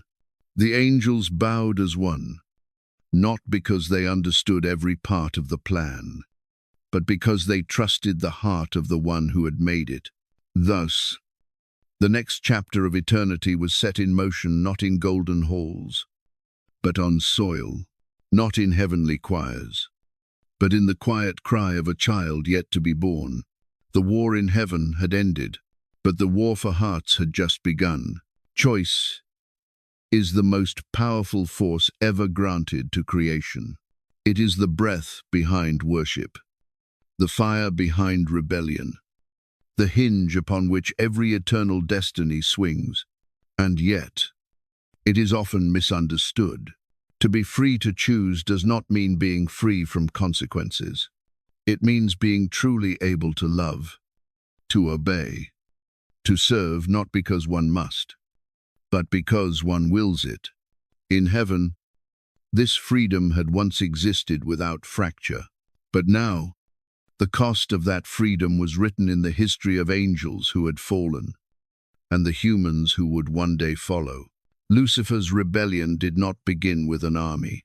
It began with a thought, a single, subtle turn of the heart. I am magnificent. And indeed, he was. God had created him in glory, filled him with light, and given him a place of honor. But the thought did not remain as it was. It transformed into a question, then a desire. If I am so glorious, why do I bow? That was the moment choice revealed its double edge.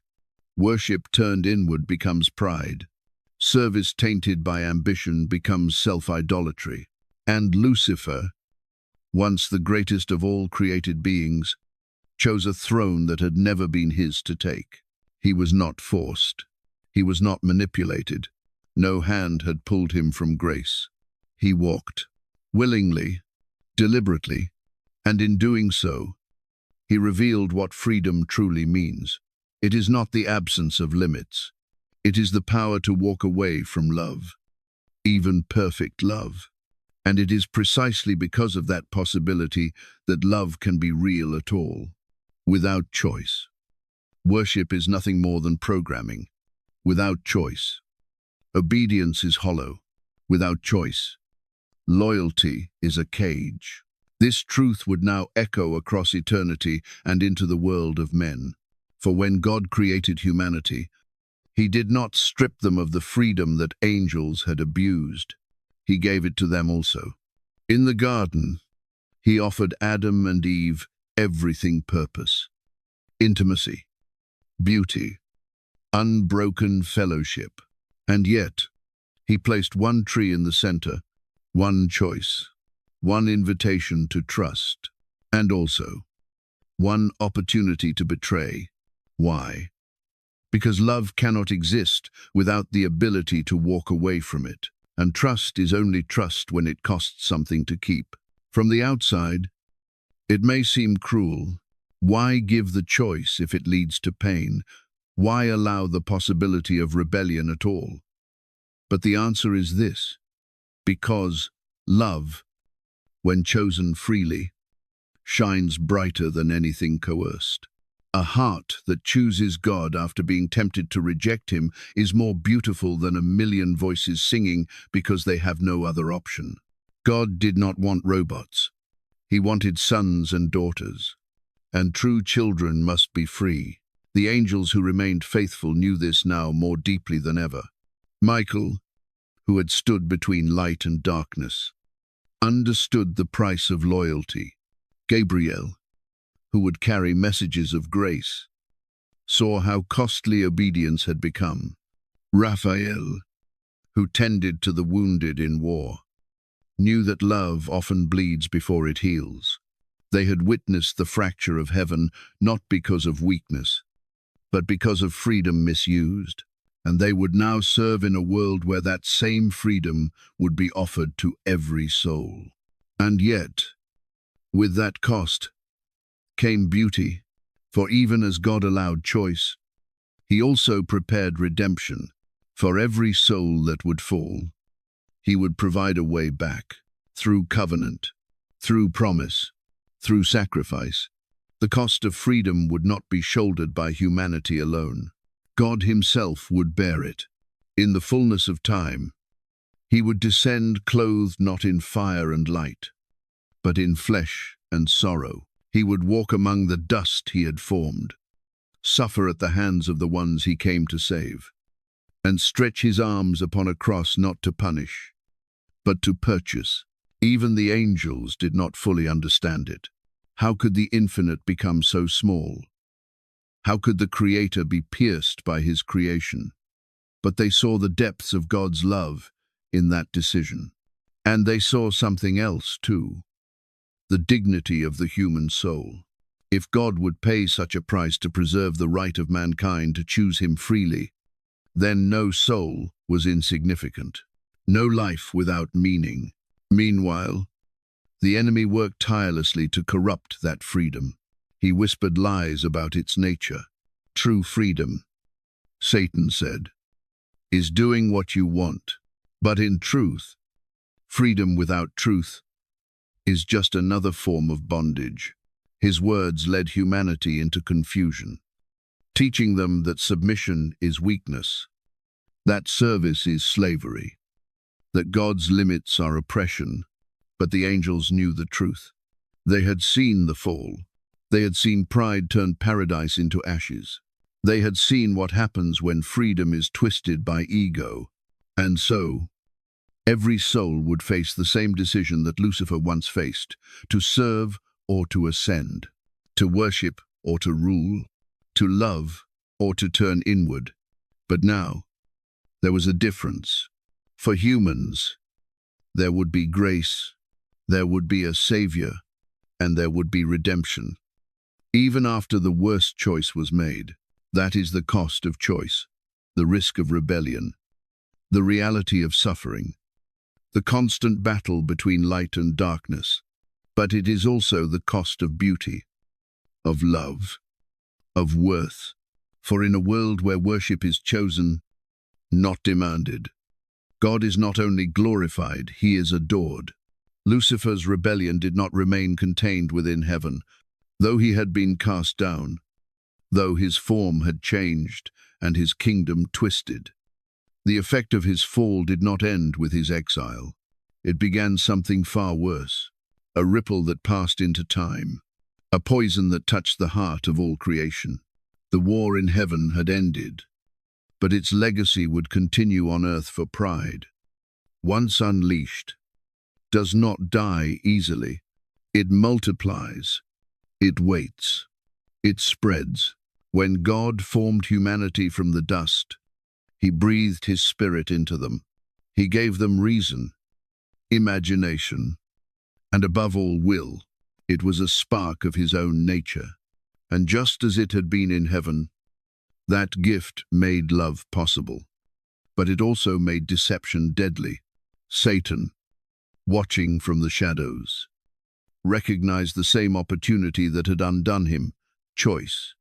But this time, he would not wait for doubt to grow. He would plant it directly. His strategy was not to strike with fire or brute force, but with a question: did God really say? That simple phrase, dripping with false innocence, was the echo of his own rebellion. The same whisper he had believed, now placed gently into the ears of the first humans. And they listened. They too looked inward. They too wondered if they were meant for more. They too reached for what had not been offered. And in that moment, the fall repeated itself, not in heaven, but in a garden. From that first fracture, the world unraveled. Not all at once, not in a thunderclap, but in quiet separations. Brother turned against brother. Cities rose in pride. Kingdoms grew drunk on conquest. Wars were waged not just with swords, but with lies. And through it all, the same ancient voice whispered, "You can be like God." It echoed through empires, ideologies, revolutions, and personal betrayals. Humanity inherited the legacy of the fall, not just the curse, but the desire to ascend. The story of the world became a mirror of heaven's rebellion. In every generation, there were those who sought thrones, not truth, who traded humility for hunger, who used freedom to forge chains. Nations rose on dreams and collapsed under pride. Power became a drug, and God became optional. The echoes of Lucifer's fall rang through cathedrals and palaces, marketplaces and battlefields, and always the lie remained, you do not need him, to next to, and yet. The Creator did not abandon his creation. He spoke through prophets, moved through history, placed signs along the path like stars guiding lost ships. He called people to himself, not with force, but with invitation. And at the center of it all stood the cross, a symbol of weakness that shattered pride, a place where God descended lower than any creature had fallen. The enemy had thought death was victory, but through death, life returned. Still, the battle raged, not just between nations, but within hearts. Every soul became a battlefield, every mind a throne room. Satan no longer needed to wage war from heaven. He waged it through suggestion, through distraction, through the slow erosion of truth. He whispered into ambition, clothed selfishness in the language of progress, masked rebellion as freedom. And though he was defeated in eternity, he still sought to drag others with him into ruin. But even as the world bore the marks of his legacy, so too did it carry the imprint of heaven. For every lie spoken, a truth still rang. For every act of pride, someone chose humility. For every wound caused by rebellion, grace was offered as healing. The angels who remained loyal continued their work, not in flashes of spectacle, but in quiet moments, a rescue from disaster, a whisper of warning, a shield over the innocent. Their warfare was no longer with swords, but with presence. They defended the light in unseen places, the legacy of the fall. Then was not only ruin, it was a reminder, a warning that even beauty can fall, that power without surrender leads to destruction.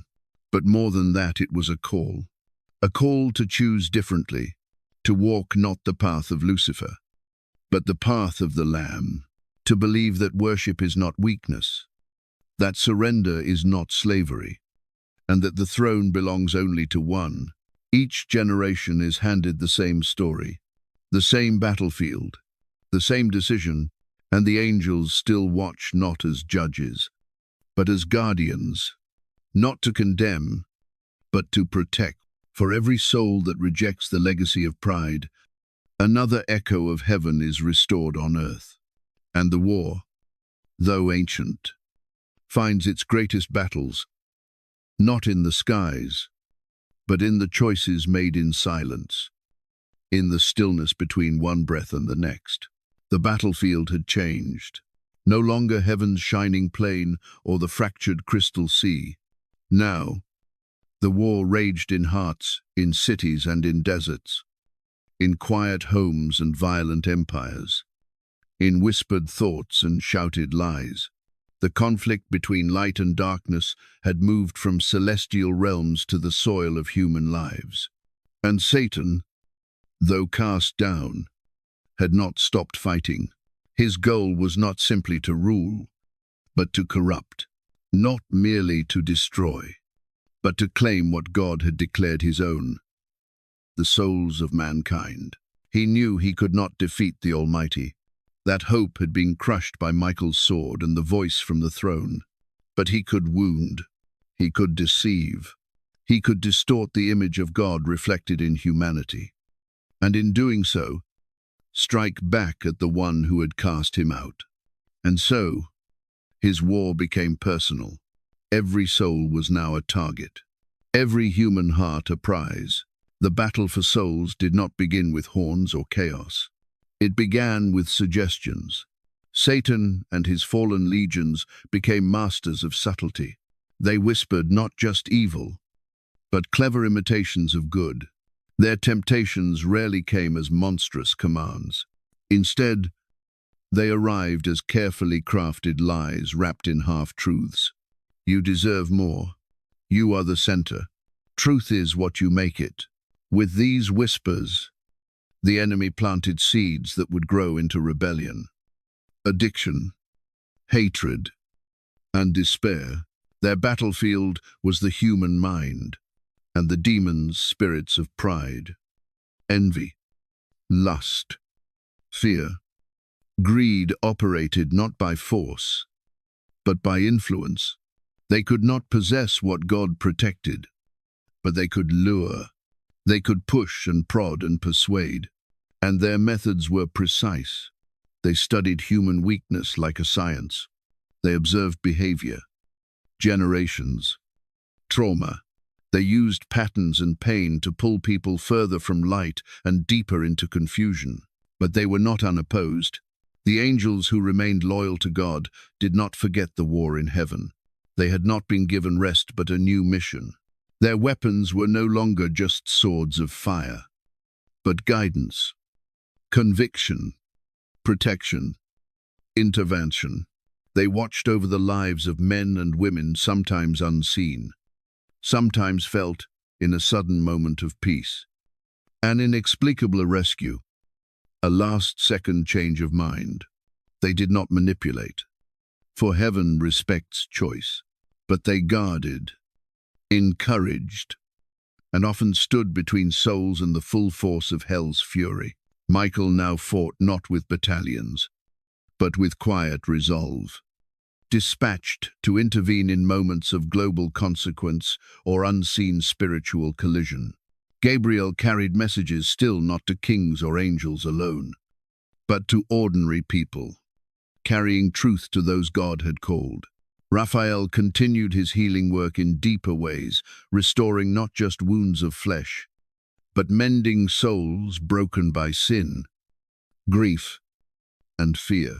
The battle for souls was not fair by human standards. The enemy used every weakness, every wound. He attacked when people were tired, alone, angry. He struck during heartbreak and disappointment, using loss as an opening. He crept into culture, into systems, into language itself. But heaven's forces were not idle. They worked in the margins, in dreams, in scripture, remembered at the right time, in love that appeared where hatred had taken root. Their victories were quiet, but eternal. Satan's frustration grew. For all his schemes, he could not erase the light. Every time he led a soul into ruin, another found redemption. Every time he crushed hope in one place, a spark ignited elsewhere. He had planted lies in every language, every nation. But the truth, God's truth, kept rising like a spring that could not be stopped. Even in the darkest places, even in the heart of war and evil, there were moments when someone looked up and remembered who they were. This was the difference between the two kingdoms. The kingdom of hell operated by fear, by control, by seduction and shame. But the kingdom of heaven moved in freedom. It offered rescue but not force, restoration but not coercion, love that could be rejected, but once accepted, transformed everything. And so the battle continued, not in loud displays, but in the quiet war beneath the surface of every life. Angels watched as humans chose love over hatred, forgiveness over vengeance, humility over pride. And when they did, heaven rejoiced not with shouts, but with awe. For every soul rescued from the brink was a reminder. The war in heaven may have cast out darkness, but the war on earth would redeem it. The enemy had fallen, but the victory was not measured in his defeat. It was measured in the lives that chose light freely, fully, forever. Even in the ruins of rebellion, hope was never lost. That had always been God's design from before the beginning. Before the fall, before the stars, his response to darkness was not destruction, but redemption. His answer to pride was not pride in return, but humility incarnate. While the war in heaven had cast out the rebellious and sealed their fate, the war on earth came with something new, grace. And grace would change everything. The angels watched in reverent silence as this plan unfolded. They had seen creation formed by voice alone. They had witnessed the rebellion tear through heaven. But now they would behold something even more mysterious. The Creator choosing to step into his creation, not in glory, but in vulnerability, not to crush his enemies, but to be crushed in their place. It began quietly. No trumpets, no armies. A child was born, wrapped not in celestial robes but in cloth, laid not in radiant halls but in a feeding trough. The angels were there, hovering above the field where shepherds watched their flocks. Gabriel himself delivered the message, "Do not be afraid. I bring good news of great joy. For unto you is born this day a Savior." And in that moment, the skies were filled again, not with the sound of war, but with song. This time, their song was not about creation or conquest. It was about redemption. Glory to God in the highest, and on earth peace to those on whom his favor rests. Heaven, which had once been shaken by war, now poured its harmony into the night sky of a broken world. The same angels who had watched the morning star fall now watched the morning star rise in the form of a child. And they knew the war was not over, but the victory was already being written. As the child grew, so did the conflict. Satan recognized him. The demons whispered in fear. This was not a prophet, not just another messenger. This was the Word made flesh. And though the enemy tried to corrupt, to destroy, to tempt, he failed. Where Adam had fallen, Christ stood. Where humanity had rebelled, Christ obeyed. And when the moment came, he did not summon legions. He walked willingly to a cross. The angels who had fought to cast out darkness now looked on in awe as their king allowed darkness to consume him, not because he had lost, but because this was the plan, to descend lower than the traitors, to die for the very ones who had chosen exile, to be lifted up not on a throne, but on a tree. And in that lifting, redemption poured out like light through cracked stone. On the third day, the angels stood guard at an empty tomb, not with swords drawn, but with faces radiant. "Why do you look for the living among the dead?" one of them said. "He is not here. He is risen." The resurrection was not only proof of power, it was the reversal of the curse, the first blow in a cosmic victory that would echo across all generations. Now, every time a soul turns to God, the angels celebrate, not because it increases their glory, but because it restores what was lost. Each human life redeemed becomes a small mirror reflecting the glory of what heaven had once held.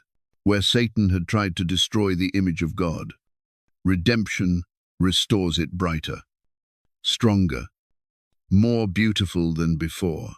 Not because humans are perfect, but because they are forgiven. This is the wonder of the gospel. That what pride shattered, grace rebuilds. That what rebellion stole, love returns. And that, the very place where darkness tried to claim victory, the human heart becomes the battlefield where God plants his flag, not in violence, but in mercy, not in conquest, but in transformation. Heaven's hosts continue their watch, not to interfere, but to protect, to whisper truth, to strengthen the weary. They move at God's command, not with thunder, but with purpose. And they still sing not because all is finished, but because they have seen enough to know how it ends, not in ashes, but in glory. Redemption is not just a doctrine, it is a person, and his name is above every name, above Satan, above sin, above death. One day, every knee will bow, not out of fear, but because truth cannot be denied forever. Until that day, the war continues. But hope reigns. Hope always reigns. This story, though ancient, is not over. It began before time. In a place no mortal eye has seen, it unfolded in the clash of wings, in the silence of betrayal, in the casting down of a being once too beautiful to describe. It echoed through a garden, a flood, a manger, and a cross. And even now, it echoes still. For though the war in heaven ended, the choice remains, and that choice is yours. Lucifer's fall did not begin with a battle. It began with a thought, a simple idea: I am magnificent. And it was true. He was. But pride is not content with truth. It stretches it. It reshapes it. It asks, if I am magnificent, why do I bow? That was where it began, and where it begins. It always ends the same way: separation from the light, a slow descent into self, and eventually, ruin. The danger is not in recognizing your beauty. God made you in his image. You are wondrously formed, filled with purpose and potential. The danger is when that recognition becomes obsession, when gratitude becomes entitlement, when admiration becomes ambition. Lucifer fell not because he was weak, but because he was deceived by his own reflection. And that warning is not just for angels. It is for you. Every person who hears this story is being invited not just to witness a rebellion, but to recognize its echo in their own heart. Pride is not always loud. It often whispers. It does not demand a throne overnight. It simply asks you to question why someone else should sit on it. It tells you that surrender is weakness, that humility is beneath you, that worship is for lesser souls. And when those whispers take root, the descent begins. The fall is never obvious. It rarely begins with hate. It begins with a slow turning away, just a few degrees at first. A hesitation to pray, a refusal to forgive, a reluctance to listen. And soon, the throne in your life is no longer occupied by God, but by your own desires. The light fades, and you wonder how you ever saw so clearly before. But by then, pride has already closed the door. That is why this story comes with a final warning, not of fire and brimstone, but of truth. The war that once shook heaven now wages in the quiet places of your soul. The enemy is not knocking at your door with horns and smoke. He is speaking in your mind, sowing subtle questions. Why should you wait? Why should you serve? Why should you submit? These are not new questions. They are the same ones that shattered paradise. But you are not without defense. You have been given something even the angels did not receive after their fall, a way back. A Savior who descended into your darkness. A cross where pride was nailed and love poured out. A Spirit who speaks not with condemnation, but with conviction. And you have today, right now, the chance to choose, to kneel before the throne freely, to return before the fall becomes final. Do not let pride steal what you were made for. You were not created to rule over yourself. You were created to walk with God, not in chains, but in love. And every time you choose humility over glory, forgiveness over vengeance, surrender over control, you defy the legacy of Lucifer. You declare with your life that the throne belongs to the only one who never fell. Remember this: No one wakes up and decides to fall. They simply stop kneeling. There is a peace that does not come from quiet places, a peace that is not the absence of war, but the presence of truth. It is not silence after battle, but rest after victory. That peace is the promise waiting at the end of this story for those who endure, for those who believe, for those who choose light over pride, love over power, surrender over rebellion. Heaven has not forgotten the war. The echoes of it still ring in the hearts of angels. The sight of a third of their kin cast down was not erased, but it was answered. For every tear shed in the aftermath of Lucifer's fall, God offered a promise that what had been broken would not remain so, that what pride had scattered, love would gather, that the throne once challenged would become the very place from which mercy would flow. And that promise has never failed.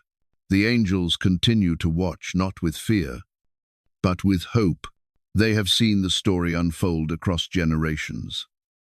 The broken, healed, the lost found, the proud humbled, the weak made strong. They rejoice not because the war is over, but because the victory is certain. At the throne of God, there is no panic, only peace. A peace rooted in sovereignty, wrapped in grace. That throne, once the center of Lucifer's envy, is now the center of invitation. It is not protected by walls, but by the blood of the Lamb, and those who come to it do not come in shame, but in boldness washed, welcomed, restored. This is the miracle. The place where justice reigns is also the place where mercy lives. Every act of surrender brings a soul closer to that peace. Every humble confession tears down one more stone of the enemy's counterfeit kingdom. Every moment of worship, quiet or loud, is a declaration that the throne belongs to God, and God alone. And in that recognition, the soul finds what it was always longing for: rest. Rest from striving, rest from fear, rest from proving, achieving, performing. In heaven, rest is not laziness. It is arrival. It is the heart finally returning to the presence it was made for. The angels know it. The elders around the throne declare it. And one day, every voice will join in the song that has never stopped. Holy, holy, holy is the Lord God Almighty, who was, and is to come. End quote. That is where the story leads, not to endless war, but to eternal worship. Not to the triumph of evil, but to its complete erasure. The enemy will not reign. He will not win. His time is short, his fall eternal. But for the children of light, for those who walk the narrow path, who resist the whisper of pride and cling to the truth, there is a crown that cannot be taken, a home that cannot be shaken, and a peace that no darkness can steal. So the final word is not about Lucifer. It is not about wrath or judgment. It is about rest, and that rest is not passive. It is the reward of the redeemed, the inheritance of the faithful, the place where every tear will be wiped away, and where the sound of war will be replaced by the sound of laughter, of joy, of music unbroken, eternal, whole. This is the peace that remains. This is the peace that waits. And this is the peace that wins.